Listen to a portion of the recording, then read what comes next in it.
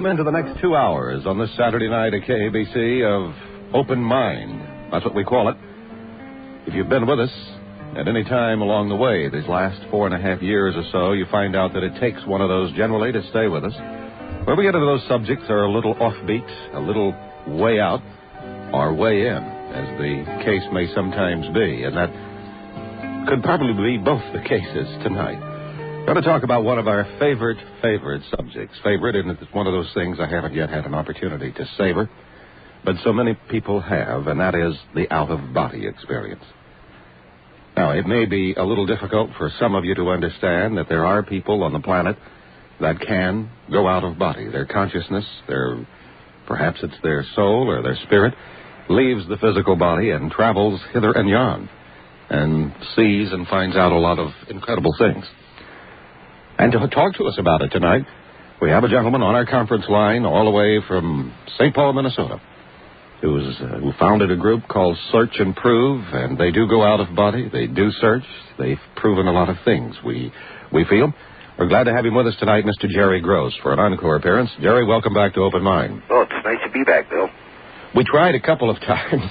One night that we got froze out by the weather up there. Yeah. Next night, I just forgot. And so we finally made it. The out-of-body experience. Since we talked last, have you uncovered anything new? Is there something new and dynamic that we should know about before we get into it for the newly washed who don't know that you can do things like that? Well, I got to tell you about when I went out of the body. Oh, this was a couple months ago. Yeah. Too bad we don't have Jim on with us tonight. Well, we can get him on. No, it's up to you, but he had quite an experience with his airplane. You know, Jim's a pilot. Mm-hmm. He kept having an occurrence that this plane was going to blow up on him. So he came over and consulted me about it. And I says, let's take a projection out of the body and let's look over that plane. So we did, and we found a little gas leak in the wing of the plane. And so if he would have took off, you know, in the future flight, it could have blew up on him. Now, why couldn't you find this in the body? Well, I don't know what kind of mechanics they got up there in St. Cloud there. And evidently they searched that plane up and down. They couldn't find nothing, but we found a little crack in the gas line in the wing there. Well, did you find it easier to search it out of the body than in the body? Oh, a lot easier. It's a lot easier to search for things when you're out of the body than it is in the body. Because you're in a finer matter, which where the material world is a heavier matter, and you can see right through it. So it don't bother you. You can go right through it. Oh, you can just walk right through the airplane itself? Right. Or float through, or whatever it is that you do. Yes. It's just like when we project out to outer space a lot, and these all this junk they got floating around up there in our universe, you know, from the Russians and us, and you'd be surprised what you will find up there. Now, Jerry, you're telling us that you then go out of body. Not only do you search aircraft in a way that perhaps is much more efficient than you would if you could do it physically, but you can go up and look at very closely the satellites that are in orbit. Right. And you'd be surprised if I don't know if I should mention this on the air, but I think I will. Go ahead. That if you go up there and look at some of the Russian satellites, you'd be surprised how many astronauts they got up there that are dead, that are floating around up there, that didn't make it. As a matter of fact, on the moon, they got 3 of them up there where they clubbed right into the moon there that they couldn't land it softly, and they got about 3 astronauts laying up there. You've seen them? I've seen them. What else have you seen up there on the moon? There's something going on in that Russian space. What they got there? Space lab up there. The space lab, yes. Right. They got some secret military things going on up there.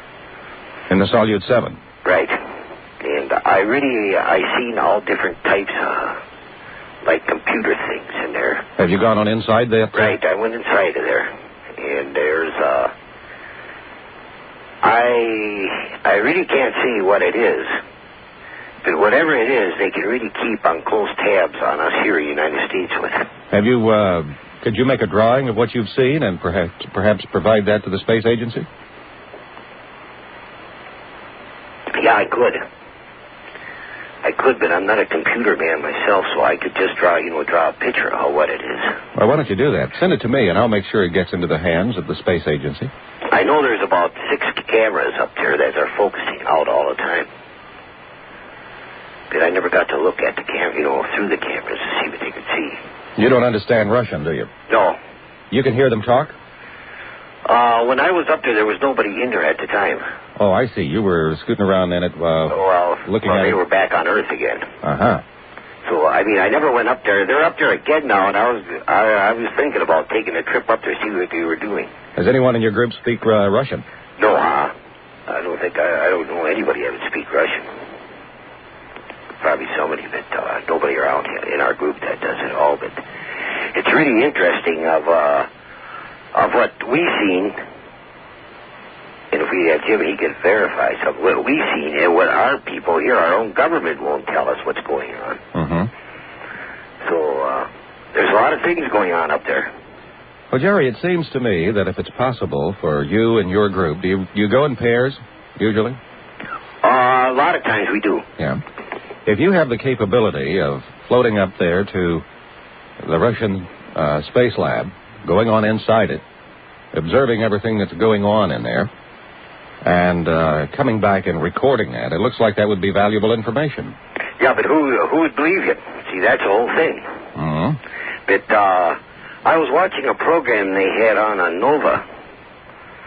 It's on a public television station here, and they did admit, the United States did admit that they have psychics working with the CIA right now.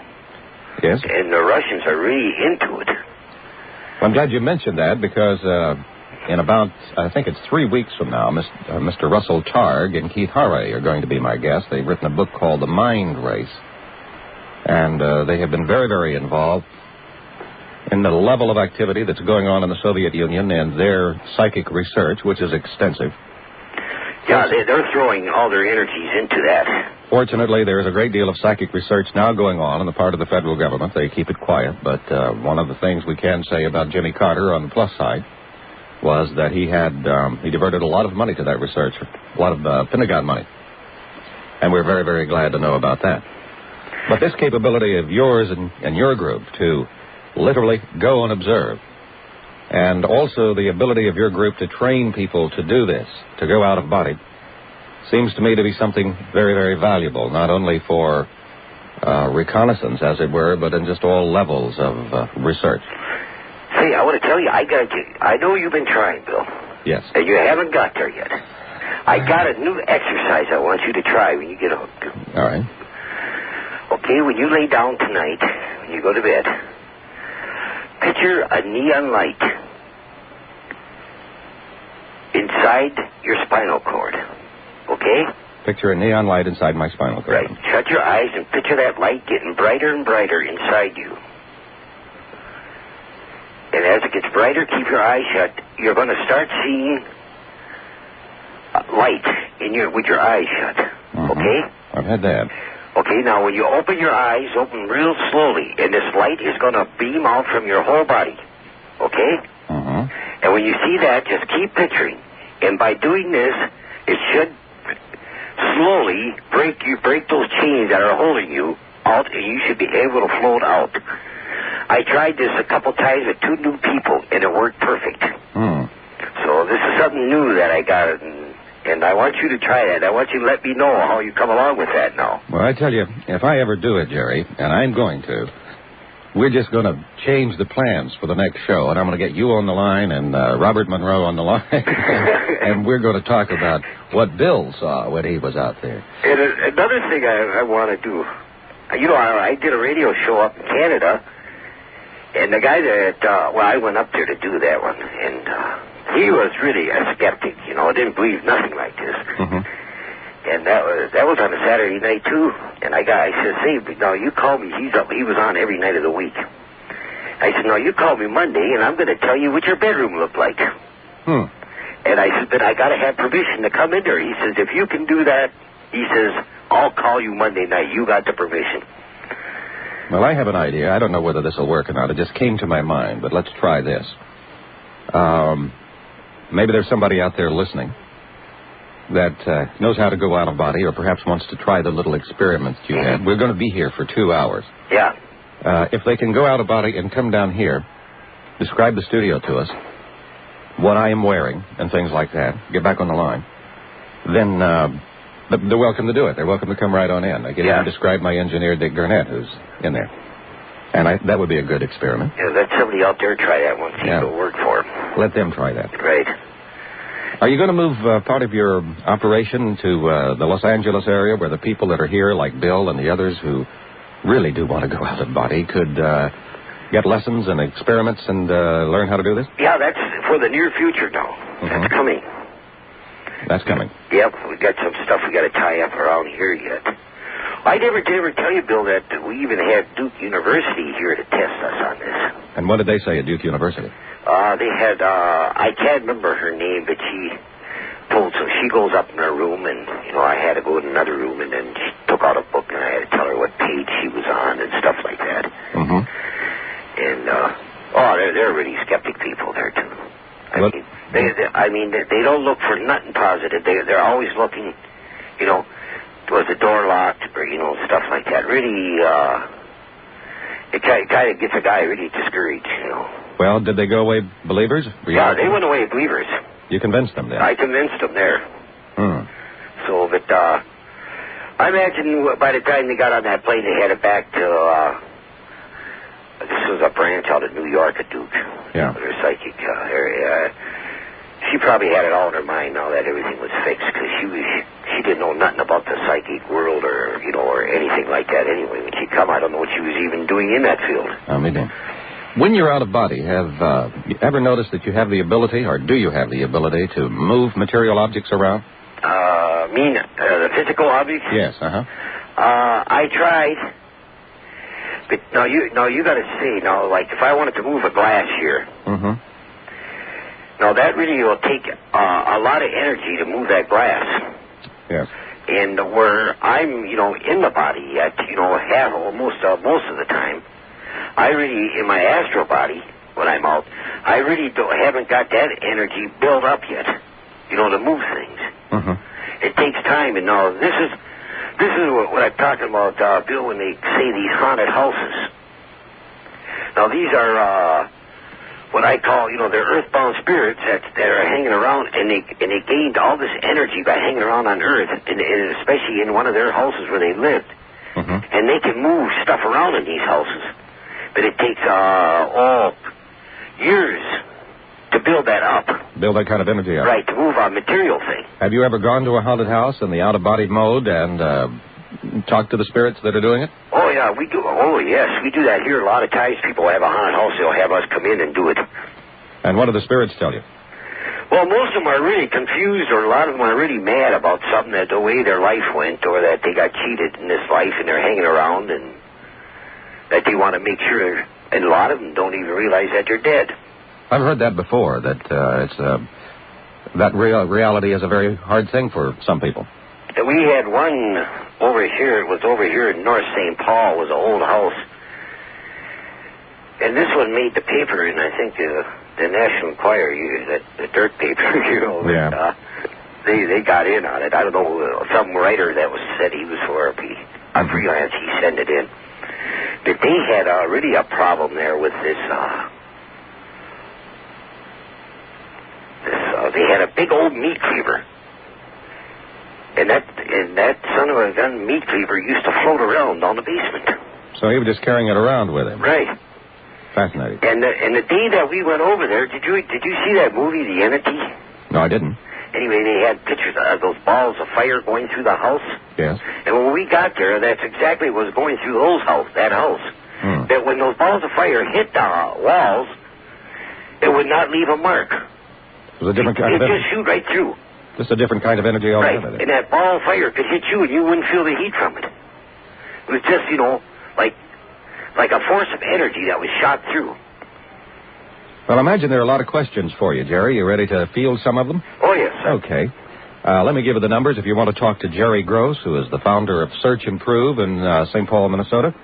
It's a group of people up there that are involved in the research and the experience, the out-of-body experience. They have found out a lot of things. Sometimes you're just kind of casual and nonplussed about those things, Jerry, which are fascinating, being able to walk through the Russian space laboratory while it's in orbit and talk to spirits that are haunting a house. You know, I tell you, Bill, it's, you know, like I did this all my life, and I thought everybody did it when I was a kid, you know, growing up. But I know there's a lot of people out there, they're taking this with all hogwash, you know.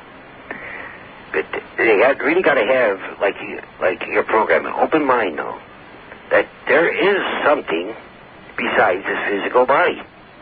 Well, that's one of the things that we want to acquaint people with. And this is one thing what we're trying to do, and we're trying to prove to people that, hey, this is true, you can do this. Okay. Let me give the telephone numbers here and take care of a little business, and we'll let you answer some questions and perhaps open up some minds to this reality. All of our numbers end in talk, T-A-L-K. If you're in Los Angeles, the number is 520, San Fernando Valley, 990. The experience. You know, a little over 3 weeks ago, we made our first KABC talk radio card announcement. Now, as of next week, over 60,000 people who have already sent in their applications will start to receive their cards, and soon we hope to have at least 300,000 members. Now, do you know what the talk radio card could mean to you? Special discounts at leading stores for what to do with the out-of-body experience. Transmedium Thomas Jacobson was here, and Dr. Peoples is the entity that comes forth. Right after the 11 o'clock news, we heard a story by Jules Bergman of ABC News that the satellite that they had just fired off from the shuttle had exploded and was space junk. And I indeed had a news copy in front of me saying that it had exploded, and they didn't know why. And so I asked Dr. Peoples about that while in trance, and you might be interested to see what Dr. Peoples had to say. Let's listen to it. We have a question, though, Dr. Peoples. Can you give us some sort of an idea what happened to the satellite that the astronauts lost here today? God bless you. That was a conscious and purposeful interference by off-planet beings who've been working with your planet. They came through that dimension into what you see as a physical dimension. They absconded this vehicle temporarily. You will find it reappearing in your researches, and valuable information will be shared for the internal components of the satellite will be, some of them either not functioning, and others will be functioning beyond expectation, and hopefully with some data far beyond that anticipated. This is still being debated by the off-planet beings. You will find it returning to your spaces. You understand me? Well, that happened about this time last week, a little after 11 o'clock. At that time, we thought it had blown up. The next morning, I was amazed to read that they had found it. And during the commercial breaks here, Dr. Peoples went on to say that the same thing would happen to the second one. Well, we'll have to mark one up for Dr. Peoples, won't we? Back to Jerry Gross. Jerry, you on the line? Yes, I am. How about Dr. Peoples? Pretty good. Yep, it was right on target. Okay, we have Donna on the line, ready to talk. Donna? Yes. Talk to Jerry Gross. He's right here. Good evening. I know that you're having trouble proving out-of-body experience as a reality to people, and I had a thought on it the last time Jim was on the program. I wonder if you've ever worked with a person who's been blind from birth and gotten them out of body. I know I never worked with one. You think it's possible? Very possible, because I know I talked to this woman, and she is blind, and she had somebody work with her, what they call the spiritual eye. You probably know what I'm talking about there. Mm-hmm. And they opened that eye for her, and when she can walk down the street, and when there's something in her way or cars moving, she sees it in her mind. Uh-huh. So it really worked for her. She lives over here in a little town called Hudson, Wisconsin. Mm-hmm.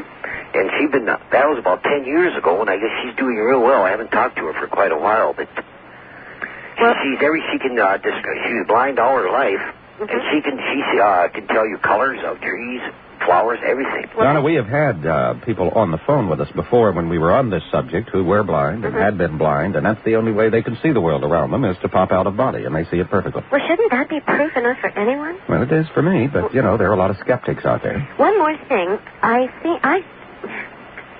think that people go out of body every night that they go to sleep. And I think that, I don't know if Jerry agrees with me or not, but it might be a way to convince people not to be afraid of it, perhaps even yourself, Bill. Well, I have been told and led to believe that you can't sleep unless you do just go out of body a little bit. Is that right, Jerry? That's right. You got to go out. You got to give that body a rest, Got to charge up again for the next day. So we're talking about the experience that you actually remember. Yes. And that's what I want to... That's what you want to... remember. You want to go out, Bill, like not going to sleep. I have so many places I want to go and see and do. The way I want you to learn is to go out by sitting in a chair and then going across the room and looking at yourself and then go on your way. I guess my only point here was just to say that people really shouldn't be afraid of doing it. I know that's been one of my hang-ups, and when I remind myself that it's a perfectly natural thing that I do every day of my life, perhaps unconsciously, then it makes me feel more secure about it. Donna, have you been able to go out of body? I have, but I got so scared once I was out and realized where I was. I popped back in again, and I haven't been out since. Well, you look at it this way. You were scared the first time you drove a car or two. That's true. And you got over it. Now it just comes automatic. I'm going to try your neon. Try that neon.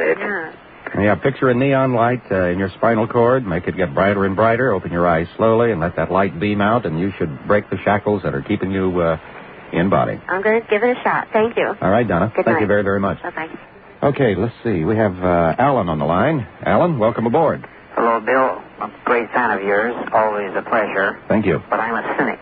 Okay. Now, first clarify, is astral projection same thing as out of body? I believe that's right, isn't it, Jerry? Yes, it is. Uh-huh. Now, what is the Netherland? Netherland. Netherland. That's a kind of a plane of existence when one projects himself out. A Netherland. Nether. Netherland? Yes. That's something the next plane of existence, if you would project out and go to it, is what we call the astral plane. All right. Keep going. And, is that the same thing as the Netherland? The astral level? I never heard of the Netherland. In other words, is there a good place to be for you and a bad place to be for you? It's hard to explain the astral plane. There's 7 planes on the astral plane. And the first 2 planes aren't good planes. But the average person, when they leave their body for the last time, usually ends up on the 3rd plane of the astral plane. You mean when they die? Yeah. Yes, when you cross over. Mm-hmm. Right. It's more, the majority all go to the 3rd plane. And this is what the churches and the religions usually tell us what is heaven. But then when they get over, they find out different. The first plane and the second plane are... pretty bad, Bill. I was down there a couple times. How do you avoid them while you're alive? Huh? How do you avoid them while you're alive in traveling outside of the body? When you're out of the body, you still got full control of yourself. I see. Do you have guides when you're out of the body? Sometimes I do. When I go into the next plane of existence, I go with a guide. Yeah. I go with one of my guides. But on the Earth plane here, or just go, like I was telling you, up into outer space, then I go by myself. How long does it take you to get to the 150, 80 miles in orbit? How long does it take? How long does it take to get up to orbit? Is that what Alan wanted to know? Oh, how long it takes? It all depends upon how long I want it to take. Oh, I see. You can go faster. I can get out of the body and shoot myself up there right away, but if I want to feel the feeling of going up, then it'll take longer.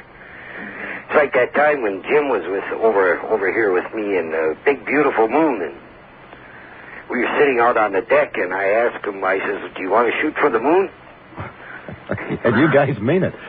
And we did, and it was just like we were going towards the moon, and the moon was getting bigger and bigger. You could feel like a rush in the ears, and then Jim decided, he says, which way do you want to go? You want to go around the moon or go through it? The dark side, the light side. I want you to go to Crater Tycho next time and tell me what you find out going on in there. Alan, does that help you?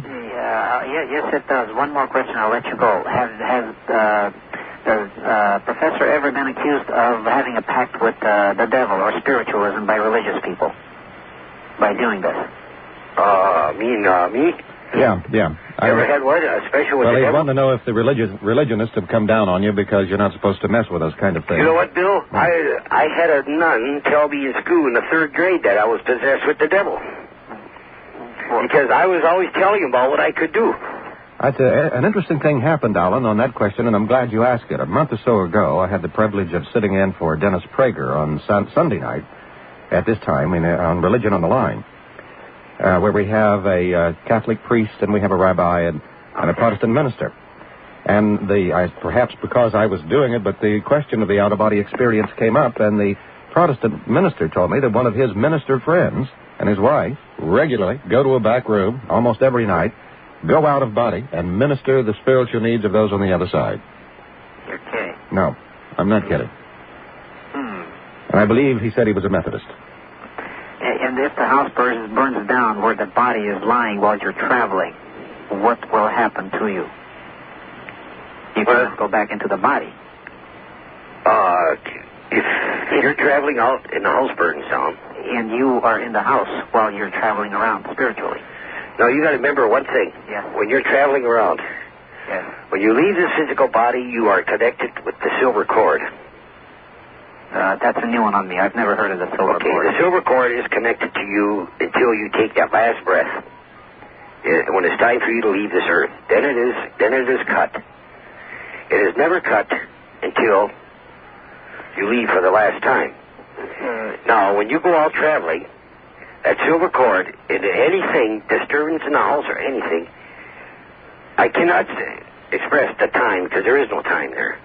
If there's just a knock on the door, you're back in the body just like that. Yeah, you get snapped back immediately. Right. You travel at the speed of light, I guess. Faster than light. Speed of thought. Speed of thought. Right? Yeah, that's a good way of putting it. All right, Alan? Yeah, you've been very helpful. I thank you, Bill. Thank you very much, Alan, for the questions. I'm Bill Jenkins. It's Open Mind tonight, and we're speaking to Jerry Gross of Search and Prove in St. Paul, Minnesota. Jerry's on the conference line from all the way there. We're talking about the experience, and you're certainly invited to get in here and call us. Talk to Jerry. We'll be here to midnight on that. On the line. June, welcome aboard. Thank you. Hi. I wanted to tell you that I enjoyed last week's program and this week's program so much. Well, thank you very much, June. I'm visiting here, and I'm going to miss you like heck. Well, maybe where you live? Red Bluff? Red Bluff. Yeah. Well, maybe you'll be able to hear us up there. I'm going to try. Well, we get up there every now and then. It's so interesting. I've got to ask a question of Jerry. I hope so. Okay. If you go through this light process and astral travel, how do you get back? The same way you got out. You just take yourself back? Right. Oh. That's all you got to do. It's just this is where people have a lot of problems with it. They get out, they get frightened. Oh. And as soon as they get frightened, it pulls it right back in again. Oh. It's that material body, the material mind that just don't want to set you free. What is so interesting, before I came down, I read Shirley MacLaine's book. Uh-huh. And she told of astral traveling out in the limb. You know her last book? Right. We had her on the air. She talked about that. Oh, she's fantastic. And she talked about Sai Baba, like Mr. Peoples. Yes. And I've got a date to see Thomas and Mr. Peoples. You're in for really a surprise. Before I go home. Yeah, you're in for a delightful time. Oh, I know, and I thank you. Thank you. And you try tuning us in up at Red Bluff because quite often you can hear us up there. Can I still join the club up there? You sure can. Okay, thank you. All right. Thank you very much, June. She was talking about the talk radio card, and I can't impress upon you too much the importance that you get yours because those of us that are open mind listeners are going to have a lot of things to do together if you have your card. Okay, Eveline is on the line. Hi, Eveline. Yeah, hi, Bill. I listen to your program all the time, and I have to be away on Saturday night. My son-in-law tapes it for me. I can't listen. Well, thank you. Thank you, son-in-law. And I have a question for Jerry, please. Mm-hmm. Jerry, do you ever, when you're doing astral travel, go to other planets? Oh, definitely, yes. Well, what kind of extraterrestrials have you seen? I'm sure you've seen them if you've been to other planets. The ones I went to, there was nothing on them. Which planets did you go to, Jerry? Oh, I was to Mars, I was to Venus, I was to Jupiter, Saturn, Mm-hmm. all the way, just about Pluto, Mm-hmm. just about all of them I went to. I want you to go to Zeta 1 and 2 Reticuli. See what you find out there. Mm-hmm.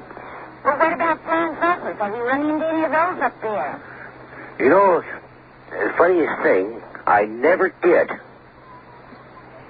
So many tell me about it that they run into them, but I never did ever run into one. Any of your group run into a flying saucer? No.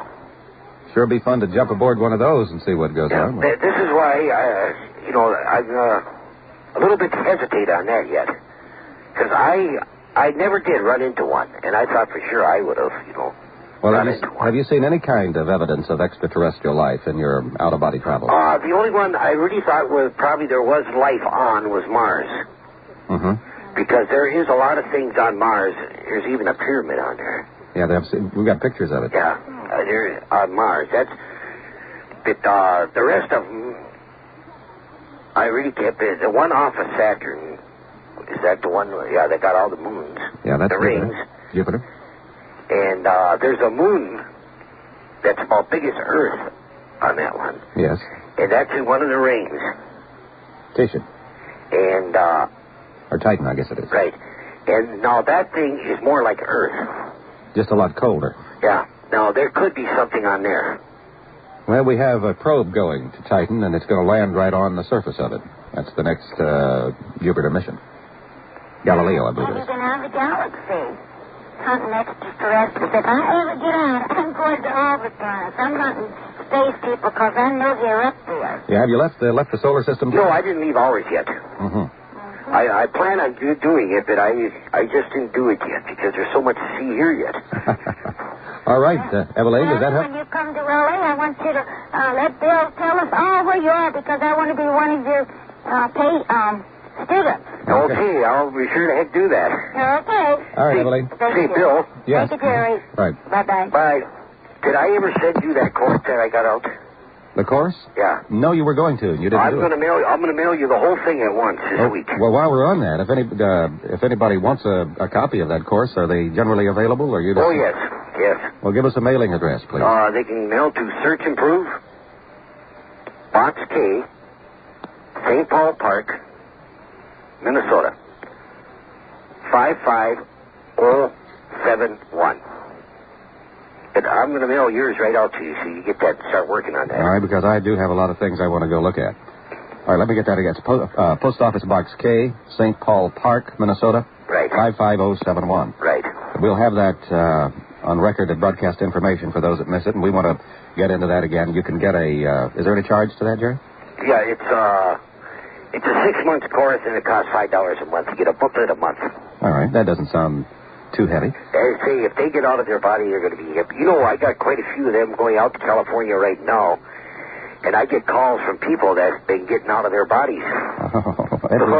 Everybody's doing it but Bill. All right, Tom, you're on the line. What's on your mind? Yes, hello, Bill. Uh-huh.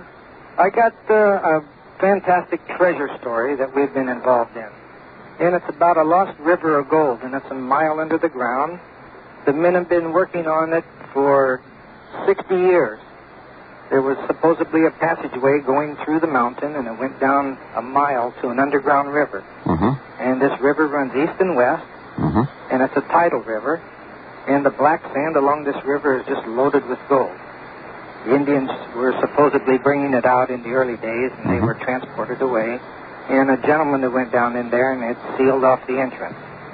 This is the legend. And they've been looking for this passageway ever since. And I think this would be just a fantastic, beautiful thing for Jerry to go down and look for. Sounds like a case for Grossman. Right. Where is this place at? What state? It's just about the California-Nevada border. I have an idea. Why don't you drop Jerry a line and give him the specifics? Yeah, And maybe check that out. Maybe they could go, because you don't have any problems going through a mountain, do you? No. No. No problem at all. And National Geographic has been interested in getting down into there. There's caverns at the bottom, and if you stand at the river and look up, you can look up 3,000 feet into the mountain. well, write Jerry and give him all the specifics, and we'll send some explorers over there and see what we can find. I'll sure do that. Okay. Thank you, Bill. All right. Thank you, Jerry. Yeah, good night. Bye-bye. I want to follow up on that. How would you like to find a river of gold there, Jerry? Well, Val is on the line. Val, what's up? Yes, Mr. Jenkins. My name's Valentino, and I'm from the Bay Area, so I just got turned on to your radio show here by Joe Baker, who lives here in the area, and I was wondering, first of all, from you, can I get you in the Bay Area? We sometimes get up there at night. Yeah, I'm up in San Jose. The question for Jerry Gross is, I've had a number of experiences that I've gotten through on transcendental meditation through breathing exercises, and I was curious because I could never prove that I've done this traveling. I've never been able to bring anything back or anything substantial, and I was wondering, does he know of a way that I might be able to do it so that I could prove that I have done this traveling? But you have gone out of body. Oh, yes, through the breathing exercises. And did you stay on the earth plane, or did you get into the astral plane? Oh, I've gotten into the astral plane, definitely. Is it pretty much as Jerry described it? Pretty much, if not more. If not more. Yeah, because I've been able to control it through reading Carlos Castaneda's books, Don Juan. Right. And I've learned how to control my dreaming and also my astral planing through yoga and also. But you have vivid memories of it. Yes. Well, as Jerry was talking a minute ago, it takes a lot of experience to build up the necessary astral energy, I guess, to move objects around. About bringing them back into the physical level with you or into the physical world. Jerry, what do you feel about that? Bringing something back from the astral plane? Yes. You couldn't, because that's a more finer matter. It would be just like nothing again. Because the physical eyes wouldn't be able to see it. Even if you brought it back? Right. The only thing you can bring back is knowledge. Mm-hmm.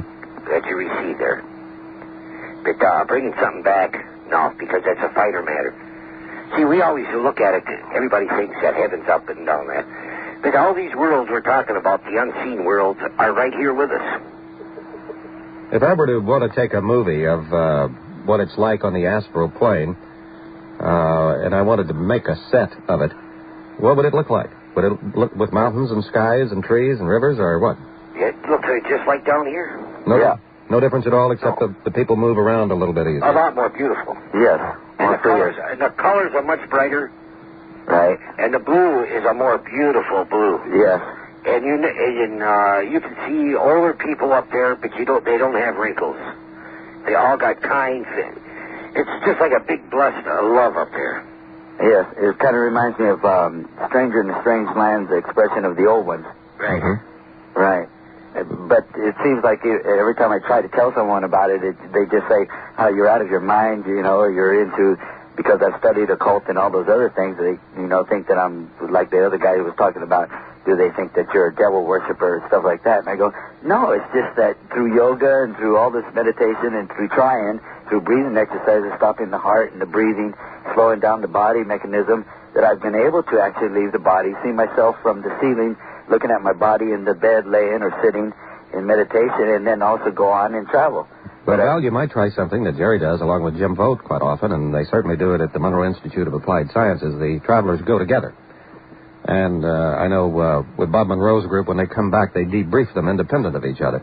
And, of course, always they're saying the same thing. Right. Well, I'm definitely going to write for Jerry's book, or his, little 6-month thingamajigger. Well, I'm looking forward to mine. Yes. Cheers next week, Bill. All right. I hope I can get you in the Bay Area, and I really appreciate it, Jerry, and I really appreciate it, Mr. Jenkins. Thank you, Val. Thank you. All right. Bye-bye. That's a fascinating subject. We have on the line now Dave. Dave, welcome aboard. Hello, Dave. Let me punch it again. Dave, are you there? Dave? Dave isn't there. Okay. Leslie? Hello? You're on. Hello? Uh-huh. Yeah. I'd like to ask something to Jerry. Hello?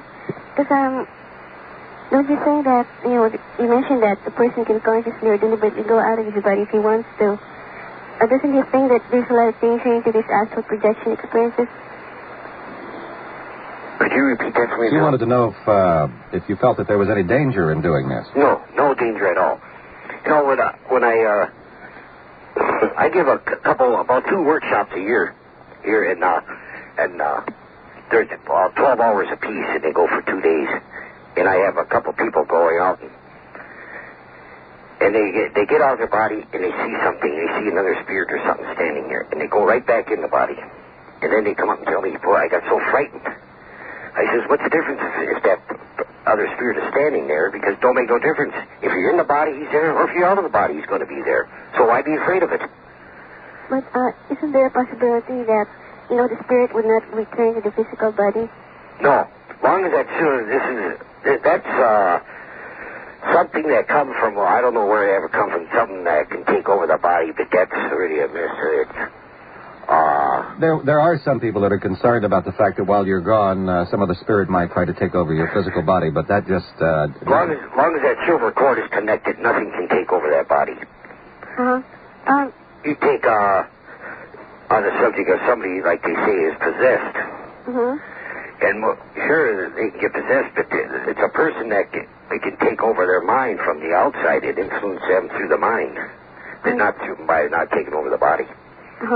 And also there's some, there's some reports, medical reports, that there are some accident victims who have been reported clinically dead by doctors, and that their spirits leave their bodies for a few moments, and then some of them, when they come back and tell stories about seeing God, or seeing the devil or something like that.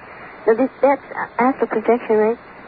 Well, that's a form of it, the near-death experience. However, they're still tied to that body by the cord, aren't they, Jerry? That's right. They're still they probably see. But don't forget now, if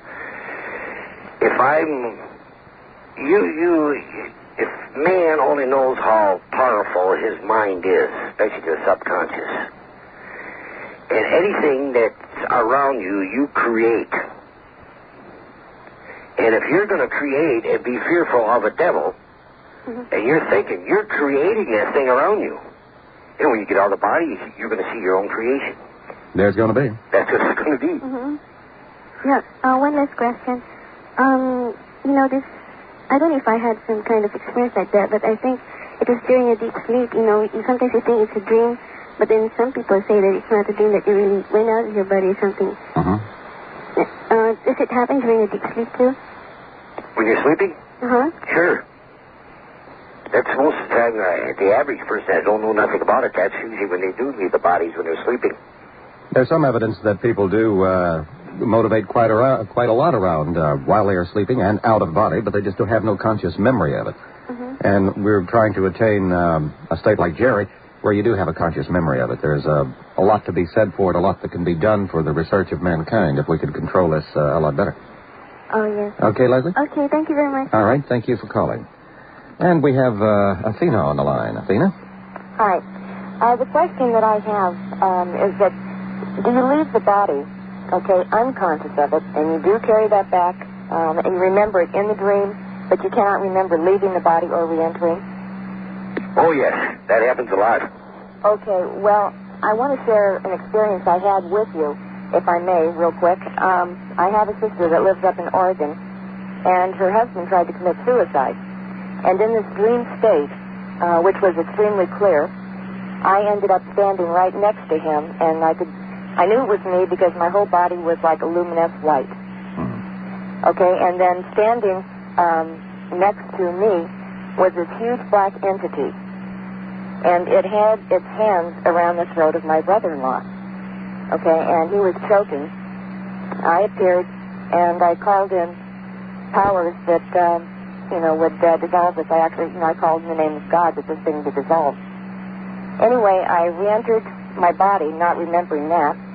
I woke up in the morning, and I felt horrible. I knew something was wrong.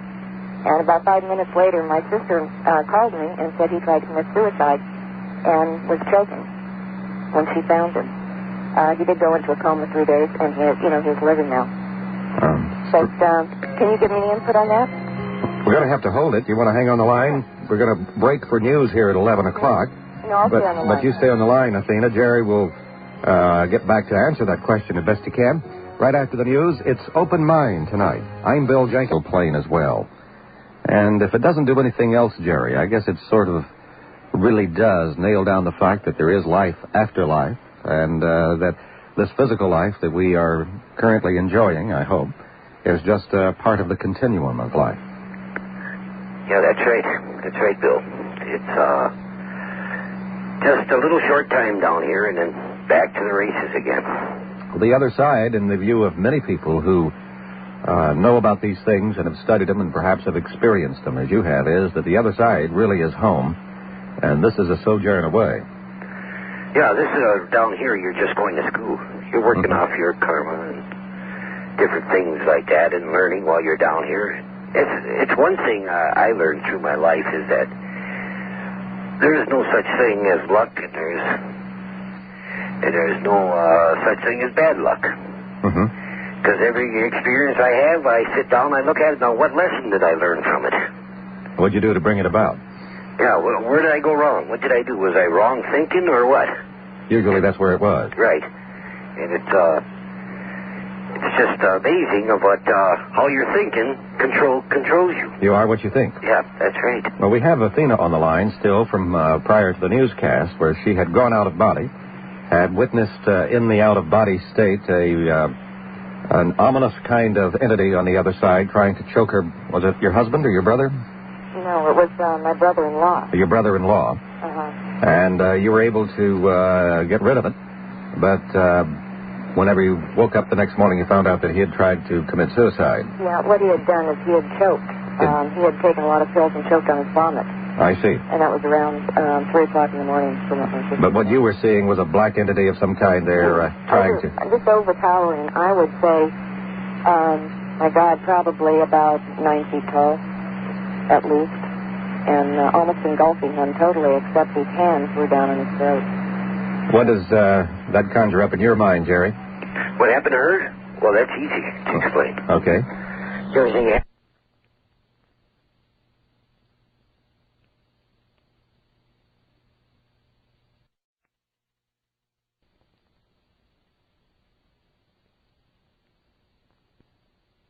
Why did he take on the form of this huge black entity? Because if he would have left, that's where he would have went, down to that lower part of the Astral. Yeah, that's what I believe. I believe that it was his own human creation. Right. Okay, that was overpowering him. And if he would have left, he would have... That's the form that he would have took. Yeah, that's you come along and... Got him out of that. You scared him back into the body and told him to live. Yeah. Let's hope he learned from it. Yeah, well, the bottom line is we get it together, we give up. Yeah. And that's, suicide is there are a lot of ramifications of suicide, and you need to think very, very seriously about them, because indeed you are taking a life. If you think you got problems here and you take your life, and you don't know what problems are until you get over there. It's viewed in a very dim way, I suppose. Right. Is there discipline on the other side? Yes, there is. Are there those in charge of discipline, or is this sort of a self... you do it all yourself then. It's all self-discipline. Right. You don't... you do it all to yourself. There's nothing there that's going to force you to do it, but when you get back there, you realize what you did, and you disciplined yourself for the deeds that you did here on Earth. Or didn't do. Does that help you, Athena? Yeah, it was just really good clarification. And I'd like to just say one thing, to all the listeners. To think of the silver cord as that ray of light that connects you to God, which is God. And to ask yourself whose presence, whose energy is feeding your heart, and why love comes from the heart. Thank you. Okay, Athena. Thank you very much for sharing that with us. Very strange subject. Okay, Tamara is on the line. Yes, hi, Bill. How are you? Jerry. Hi. I was reading the book Astral Projection, and in it says you should not attempt to go out of body during the waning of the moon and also during the dead period of the year. Now, what do you think of that, Jerry? Never heard of it. Never heard of it either. It's in the book Astral Projection. By whom? By Melita Daning and Osborne Phillips. And what time of the moon? During the waning of the moon and also during the dead period of the year, which would be whether you live in the northern or southern hemisphere when the sun is furthest away. Oh, you mean at the winter or the summer solstice? Right, And the waning of the moon. I don't understand that. I don't either, but it says that in the book. Oh, okay. I never heard of that, have you? I never heard of it either. When you're out of the body, the moon don't have nothing to do with you. Okay. Well, it says that in the book. And also, I'd like to know, before, when the program started, you said you needed permission, Jerry, to visit somebody, and also, Bill, you gave permission for somebody to enter your studio. Yes. You don't really need permission. Well, just in case they wanted to have it, they had it. Oh, okay. Because I was going to ask how Jerry got permission to visit the Russians on the moon. Well, they weren't there. Yeah, they weren't there. Okay. We got laws on this earth, and you do have laws of the universe. And when you do get out of the body, you got to follow that. Now, I can't sneak in, go into somebody's house and spy on them. Mm-hmm. Because it's going to be a karma on me for doing that. But what if you sneaked on board the Salyut 7 space station and saw what they were doing? Well, that's of course different, isn't it? I'm going to find that out. Yeah. You know, I'm going to draw pictures. I did get turned away from the Vatican. Oh, really? Yes, their secret library. Yes. And they had two entities standing at those wrought iron gates downstairs, and they turned me away. Well, part of the things that are in that one of those big vaults down there is the expunged teachings concerning the out-of-body experience and reincarnation. That's right. And I wanted to prove. I just wanted to see. I know the Vatican got all these secrets. I do have experiences when I dream. Recently I dreamt, I hate typing as a rule, and I was dreaming I was typing all night long, and it spelled out in beautiful, colorful letters the word quake, not earthquake, but just quake. And exactly 1 week later we had the earthquake in Hawaii. And things like that have been happening, in the past with me. Well, you may have some psychic ability. Well, everybody has it, but it may be a little more developed. Usually comes true about 3 or 4 days later, or up to a week later. So you should practice on it and really get good at it. There's a book I'd recommend you get. It's brand new. It's called The Mind Race, and we'll have Russell Targ on in 3 or 4 weeks. He'll show you in that book how to develop those psychic abilities. Mm-hmm.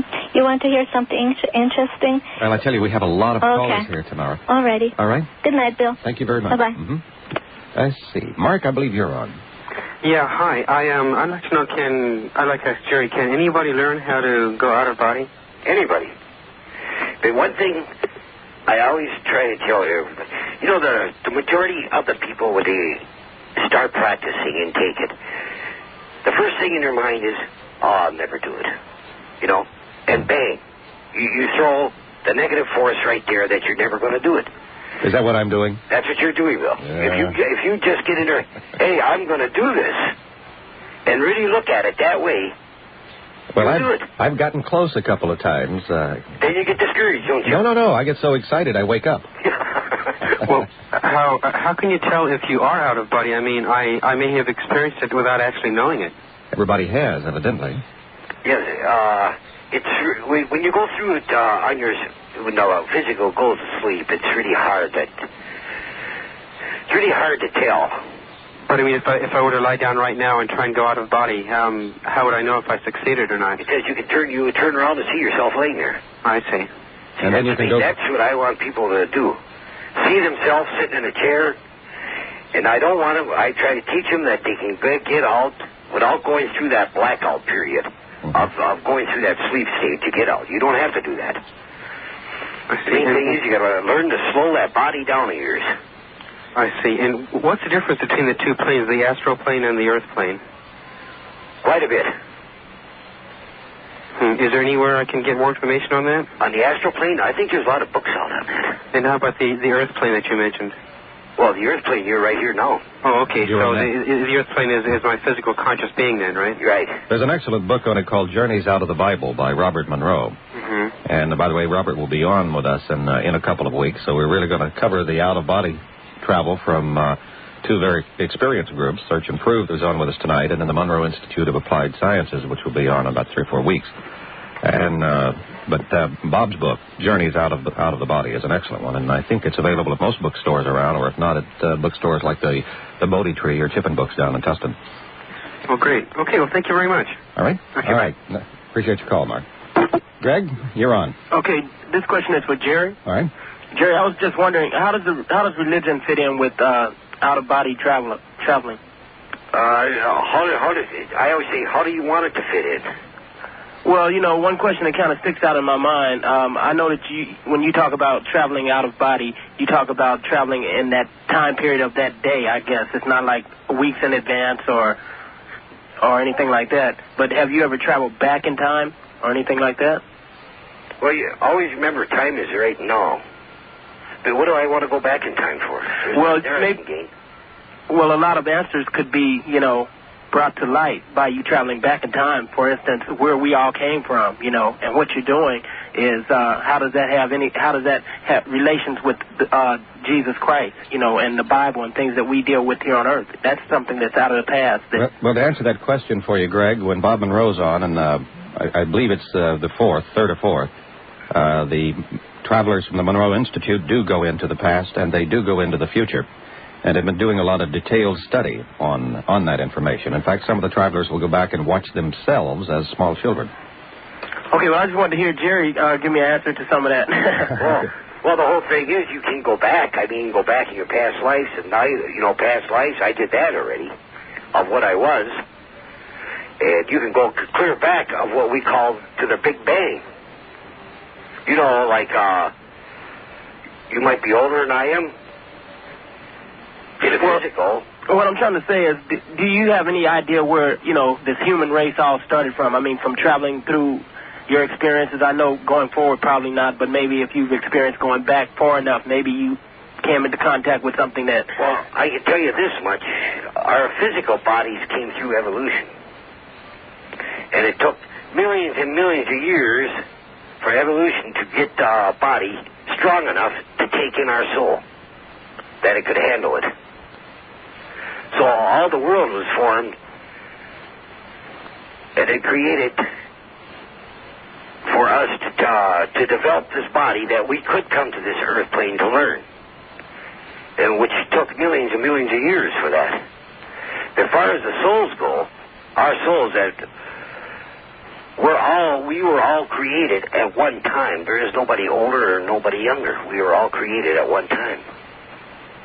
Okay, you're talking about physical bodies and souls. What about spiritual beings, spiritual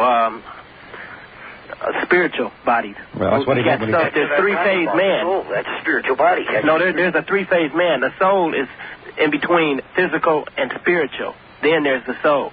What about the spiritual? Well, now we're getting into semantics here as to what the soul or the spirit is. I think what Jerry is talking about is there's this physical body that we're all familiar with, and then there is a spiritual entity, which is a part of it that is eternal and has been around for a long, long time.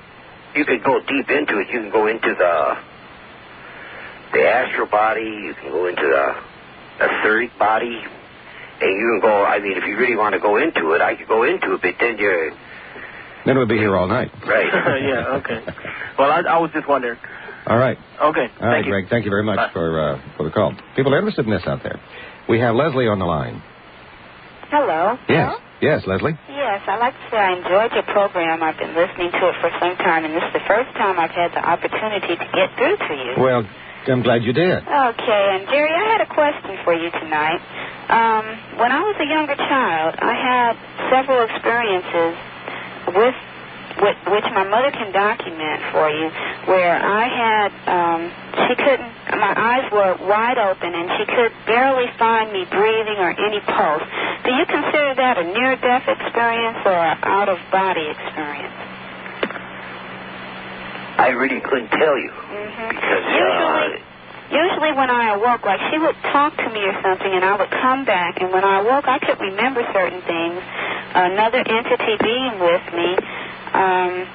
Either I had been somewhere, or I could tell her some information about a relative or something being sick. Well, yeah. Well, then that was an out-of-body experience, because I know when you do go out-of-body, your body slows way down. And that's a good way to learn, to slow that body down. Because it makes the astral body to leave much easier by slowing your body down. Okay. Another thing I wanted to ask you about was the silver cord. During that time, she was always afraid that if anyone would touch me around the abdomen or something, it would disconnect the silver cord. So she was afraid to really let anyone near me when I was in that experience, in that state, because I could be in that state for sometimes for an hour or several hours. And she was afraid that something would happen to me where the silver cord would be disconnected. No, that wouldn't be disconnected. All would happen, you would have woke up. Oh. The only way... You would have came back, and probably if somebody would have touched you, I'll tell you, there is... you come back and you feel awful upset to your stomach and with a bad headache. You had to jump back in quickly. Yeah. The only way that cord can get disconnected is death, I think, Jerry. Right. All right, Leslie? Okay. All right. Thank you very much for your call. We have Michael on the line. Michael? Yes, hello. Yeah. Good show tonight. Thank you. You know, I was thinking it's a very interesting correlation. When you're born, they cut the cord, and I guess when you go, huh? Same thing. Another cord is cut, yes. Yes, I wanted to know. I meditate very deeply, and I feel as though I believe in what I'm doing, and I feel as though I am going to get out of my body. But then a lot of people tell me the same thing. My heart starts pounding very fast, and I feel as if I'm sort of been crushed, you know what I mean? Closed in. And it ruins all the concentration, and I feel my body starts spinning around as if I'm going, but then my heart starts beating too fast, and it just ruins everything every time. Well, meditation generally is a technique of putting you into an altered state of consciousness, which slows down the processes. I suppose you could speed it up so you're meditating in the wrong direction. Yeah, that's the way it sounds to me. Because why would I be you slow everything down. It could be you're into the massive nerve center too that could frighten on that, and then that would make the heart speed up. I can understand that when I meditate, I get very relaxed. I don't even feel my body anymore. Mm-hmm. And I feel I'm going out, and I start spinning as though I'm sort of like taking off. And then, you know, I feel like I'm being closed in, and a lot of people tell me the same thing. Sounds like you're getting excited is what it amounts to. You think so? Yeah. That's what happens to me. I am excited, yeah. I hear that rushing coming on, and I know, boy, I'm about ready to go, and I'm just so keyed up and ready to get out, and I wake up. When you get into that state where your heart starts beating, do you quit right there then? No. I tried different things. First, I tried to just relax and slow my heart down, control my heart rate. And then once I tried to go along with the heart and just, you know, go along with the fast rate. And both times it didn't work. Breathe deeply? Excuse me? Did you breathe deeply? Yeah, And I'm trying to not even concentrate on breathing at all and just let it, you know, breathe naturally. But maybe it is excitement, maybe. Yeah, you must realize what it is because it's working backwards there. Yeah. Meditation should take you in the other direction. I don't know. I can't figure it out, you know. Yeah. It's very hard to figure out. Change your meditation technique a little bit. Sometimes we get too wrapped up in the ritualistic processes of meditation. I think after you've got it down, you don't need to go through all of that, and you can do it by just natural processes. But don't you have to get into a relaxed state to go out the body? Well, there's so many different meditations. Depends on what meditation you're going into. Are you going in for knowledge or what? Or we call meditation of relaxing. Of making the mind blank. Right. Mm-hmm. And of just relaxing the body till you get to that state that the astral body can break away. Mm-hmm. When you go out of your body, do you just tell yourself you're going to go out and then you go out, or do you have to go through steps? Certain relaxation steps. I think, isn't relaxation the key? Relaxation is the key. Mm-hmm. There's a couple doors that got to be unlocked. Mm-hmm. Mental doors. And, fear and that sort of thing. But the relaxation is the key on that. So many people that come in with meditation. Well, I meditate and I never get all the body. And then I ask, what do you do when you meditate? Well, I go and think about different questions I want to ask. Well, that won't do it. But that won't do it because their mind is going faster than... I see what you mean. Maybe I should just blank. Blank. That's the basic meditation, is to blank everything out of your mind and now reach for new knowledge, and it'll come to you. I like the way my teacher, Mora, tells me that. He's my spiritual teacher. When he talks to us, he says, the main thing is picture your mind as a blackboard and erase it. And every time something comes in there, erase it. And it takes practice. First thing, you have a blank mind at that point. Which is easy for me.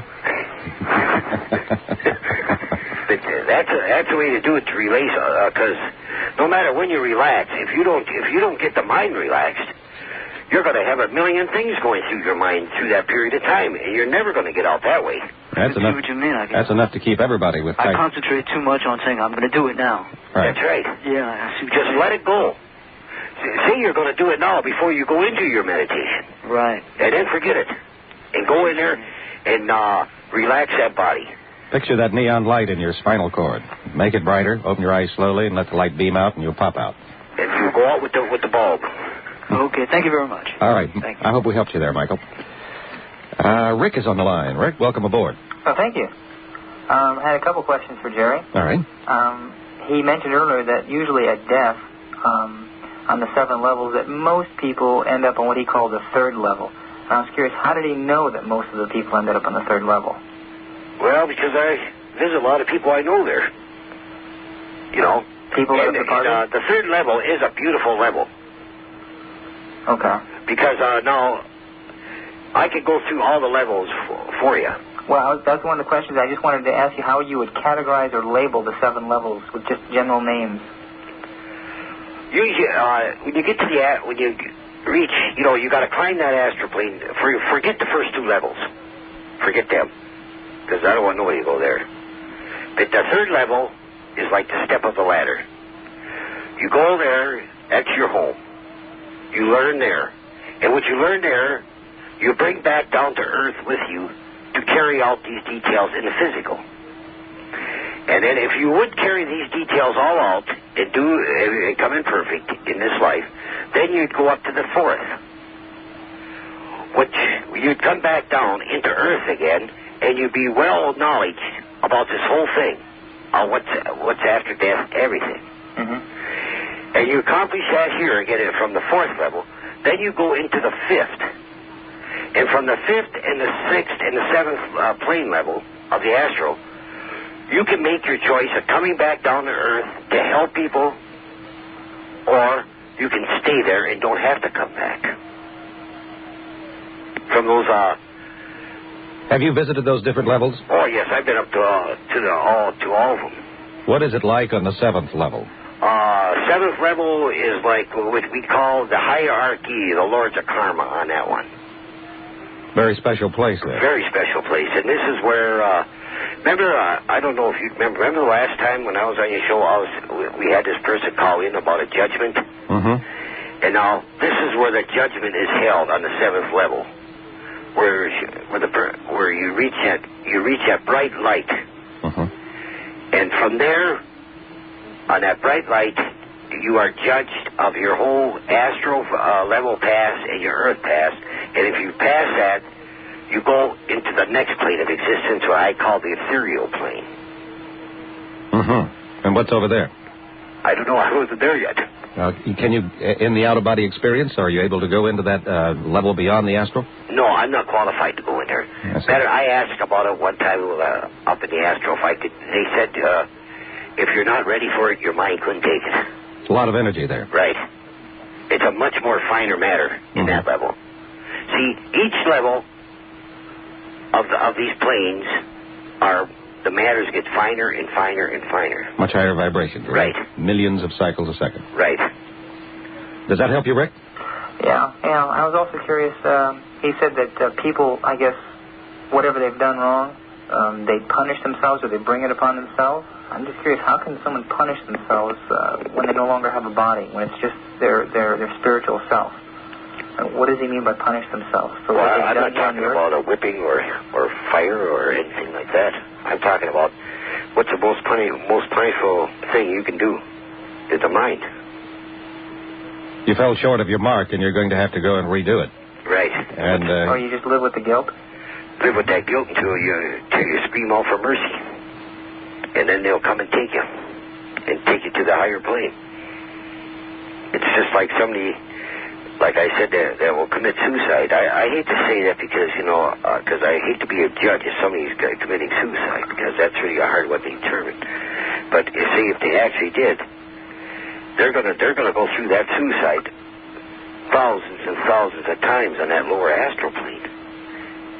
It's not the punishment of pain, it's a punishment of the mind, which is much worse than pain. There are a different set of values up there. Right. There are here. It's really, Bill, it's really hard to explain. You got to see it. I'm going to try to. And see it and to know actually what's going on. But to bring it down, to explain it to somebody in the physical. Because the majority of us on Earth, punishment, we think of pain. Mm-hmm. Mm-hmm. But the worst punishment you can get is your own mind of after living through that. Okay, I hope that helps you, Rick. It does. Thank you so much. All right. Thank you very much. Bye-bye. You're listening to Open Mind tonight. I'm Bill Jenkins, and with me is Jerry Gross of Search and Prove. We're studying and talking about the out-of-body experience. And as you can see, there are those here in the Los Angeles area, and we found this every time we do a show on this, that have the out-of-body experience, are quite familiar with it. One of these days, maybe Bill will be familiar with it, but our guest certainly is, Jerry Gross. And we'll be back to Jerry in just a moment. This is the gate of the Vatican records. Beautiful or ugly? Beautiful. Oh, so they were probably doing a good thing. Well, they were doing their thing. They were doing their thing. I don't know if it was good or maybe there is a reason why the people shouldn't be getting this information. I really can't answer it, but now according to the information I got, that we should be getting it. Well, see, I was trying to circumvent I know you're reticent to be judgmental, and I thought, if I could go directly to how you perceive them, I could find out what was really going on there, because I would think the record should be available to everyone, too. They are available to a Vatican scholar. That's not everyone. And I've heard an interesting story from a Vatican scholar that you can't go into that room unless you know specifically what you want that's in there, and nobody seems to know what's in that room, sort of a catch-22, or that one vault.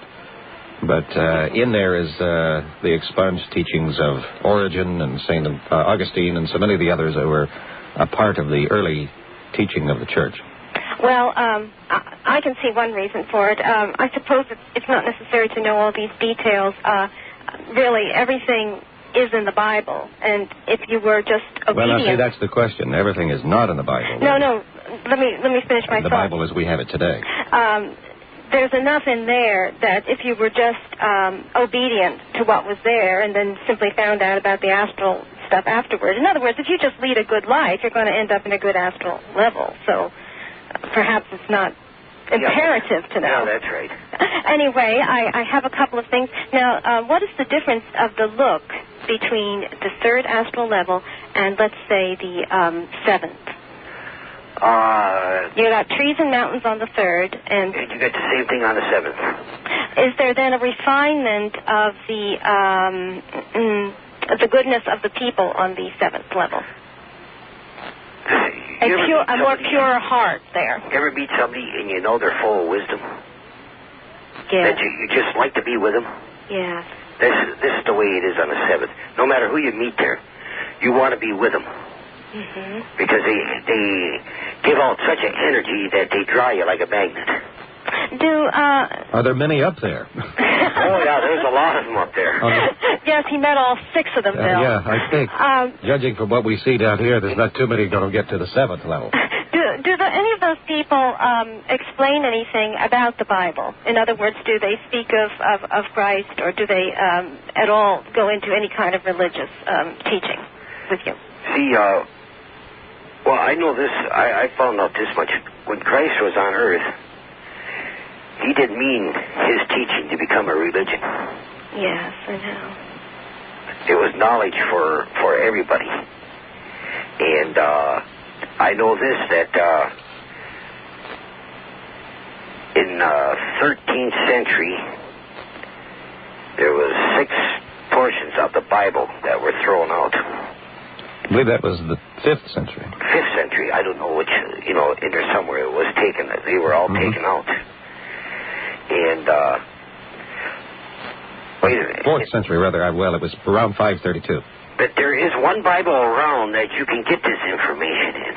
I was told that. And I think it's in the 15th century, but before King James wrote his. Mm-hmm. Well, I really don't know that much, but I know that they took all this stuff out. Before that, there was a thing called the Vulgate, which was just a compilation of all of the writings that were floating around all of the congregations at the time. There was really no structured church in the early days. Man had a better idea and decided to do that later. What really surprised me, what I found out, is that back in the early days of the church, when they had their bishops, each bishop was assigned a medium. Yeah, the bishops. A transmedium. The bishops didn't come into existence until about the 3rd century. They were all assigned a medium. But look, look at the sense of this. What if people who were not very evolved, who were really going through heavy karmic trips, were into this kind of knowledge? I mean, you just simply tune into the dark astral planes. You just simply open channels into darkness. You know what I'm saying? Yeah, I know what you're saying. Mm-hmm. So there's a sense to it. It's your own fault. Yes. And you gotta look at it that way. Also, I'm thinking if the astral plane's the first two ones, you don't even like to mention them, Jerry. Is the Earth plane below the first two ones? No, you cannot put the Earth plane with the astral. I see. You gotta, it's like I said in your early part of the program. You gotta place the Earth as a school of learning. Yeah. See? Mm-hmm. I was thinking maybe it was even below the astral planes in its confusion and chaos and I would imagine that deception. Probably is. If we had all this knowledge, which we were just talking about, we wouldn't have all this confusion right now here on Earth. One last thing. I know you have lots of people waiting. Just a confirmation of some shows, Jerry, that Bill has had earlier. He has an author who believes there's all sorts of rockets floating around the moon and mining going on and huge buildings there. Did you see anything like that on any of your escapades there? There's a lot of junk up there. What kind of junk? Of machine parts? Up space, junk that we put up there in the Russians up there. As far as buildings go, I never seen no buildings here. I'd have to dicker with him on that. Okay, well, Bill, there you have the answer. Well, we have, we have some strange photographs. That's the reason I want to go, because I want to look at the moon closely, see if all of these things we've been hearing are true. We got to get to the bottom of some of these things. Or up to it, one of the two. All right. Okay, Sam. Thank you very much. Mm-hmm. All right, George, you're on. Hi. I have a question for Jerry. Sure.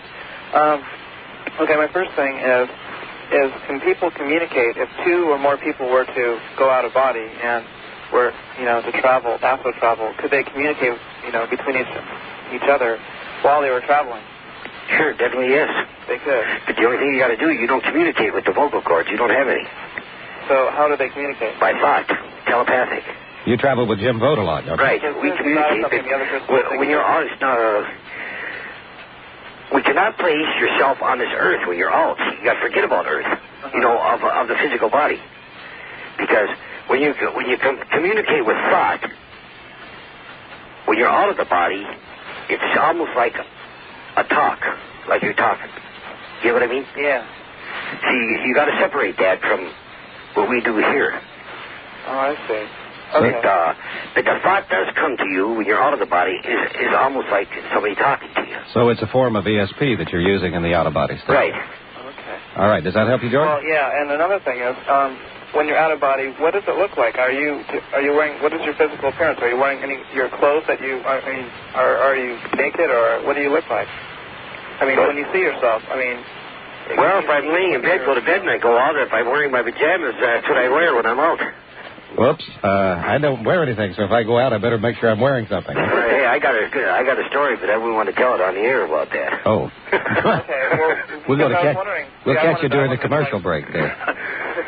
I was wondering, I wanted to go out of body, and I was wondering if I wear a watch when I do it, can I see my watch when I'm traveling, and will the time, will the, second hand click, and what will happen?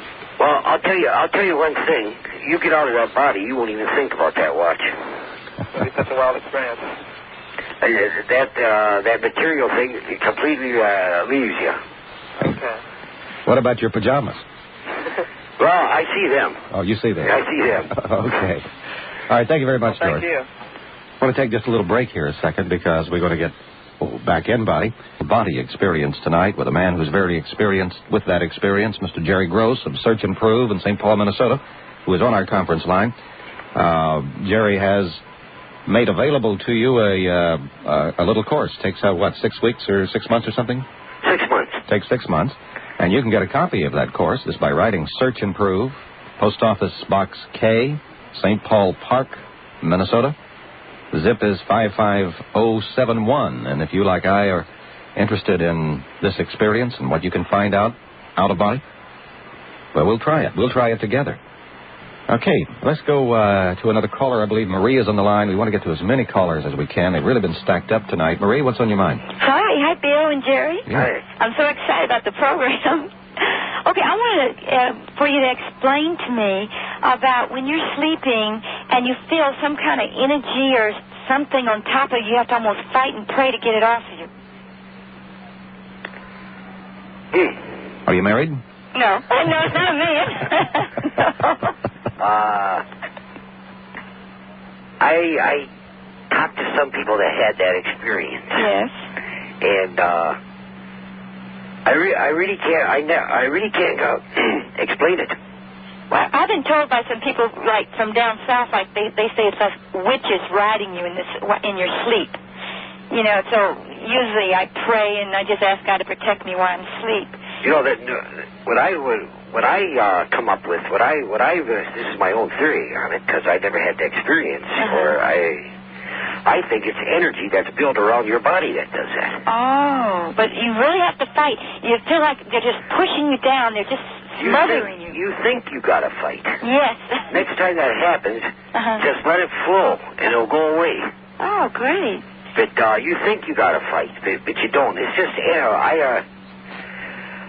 I really can't explain it good, but it's just a form of energy while you're sleeping that formed around the body, and it feels heavy on you. Yeah. You're always creating energy with your mind. You realize that. Yes, I do. One more thing, too. This is really important, too, because I heard someone earlier ask about this. Spirits that come to you in the night while you're asleep.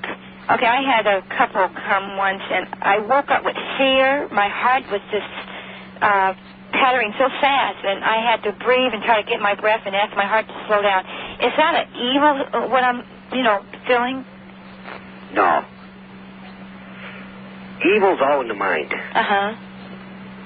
Did you do something? Did you do something evil that would bother you? I don't think so, but I felt a presence. Did you see them, or you just... No, I didn't see that. I just felt something was there. The room was different. It was heavier, and I felt a presence. No. Was this in a house? In my house, in my bedroom. Yeah. Everything's in my bedroom. How about how old is the house? Oh, I don't know. This house is not probably really old. It's a nice house. Who lived in it before you? Well, probably lots of families before me. Check if that happens again. Check the history of the house. See if anybody, the builder of the house, anyone might have passed here. Passed on through there. Okay, I have one more very important. I know a lot of people would love this one. While you're asleep, sometimes you feel like you're having sex in your sleep, and it feels like someone is really there. Yeah. Well, enjoy it. Oh yeah.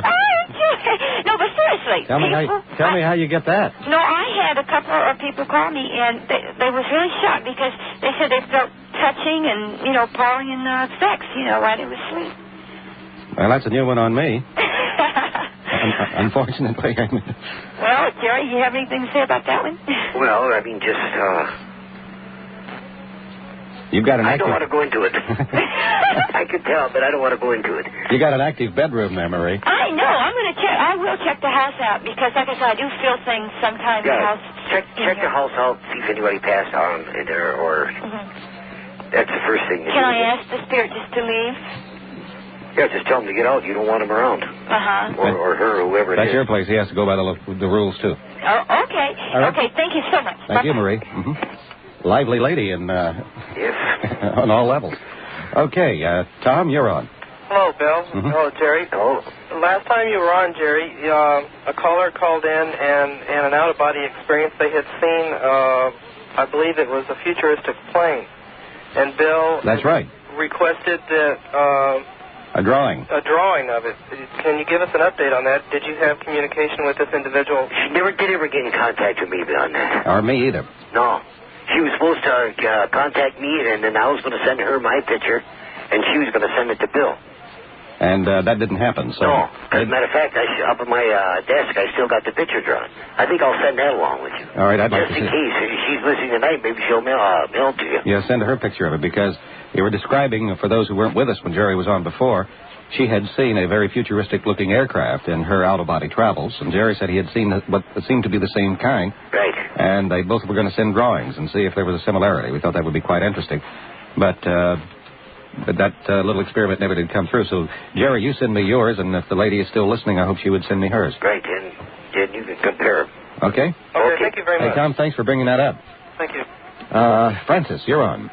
Yes, from what I'm understanding from you, when we're in this astral plane, we have access to all knowledge. Is that correct? That's right. Well, if we have access to all this knowledge and can solve all of our problems, why do we keep coming back to Earth? Because you don't behave yourself on Earth. When you do come back, no. Well, yeah. Now, Here's what you gotta, you come back to Earth, you have all this knowledge in you. It comes into that little body. And we forget it immediately. Right? After the mother's love starts taking over and you start realizing material things around you, that kind of fades away from you. Everybody could astral project if they would have held it when they were real little, about 3 to 4 years old, if they would have held it there. Little babies astral project a lot, I understand. The first year, they're hardly ever in the body, only to come back to eat. But you said that all souls got started at the same time, so why do some progress at much faster rates than others? They have more determination and will to do so. But why? I thought we were all created equal. Well, you're created equal as far as the soul being there, but developing that basic nature, which is a godly basic nature, is something that each one has. But if we all have the basic godly nature, we are all part of this divine creation. How do we get ourselves into trouble? If we start out perfect, how do we become imperfect? Because you got the freedom of your free will. And is karmic things that we do on the earthly plane or on the astral plane also? Earthly plane. And you think if somebody is dying of terminal cancer and in great pain and they decide to end their lives a month earlier than they would normally, that this is considered evil? That'd be hard for you. I couldn't judge you. In my own thing, this is the way they picked to go. Okay, I tell you, we got into a very good question there just as it ended. We'll have to have you back, Jerry, and perhaps we can pick that question back up. Pick that up right away. Right away. And our time is gone. Francis, thank you for your calls. Stay tuned for the news, and do come back with me next week on Open Mind. We'll try to stretch yours a little bit then. Good night, Jerry. Night, Francis. Next week. K8.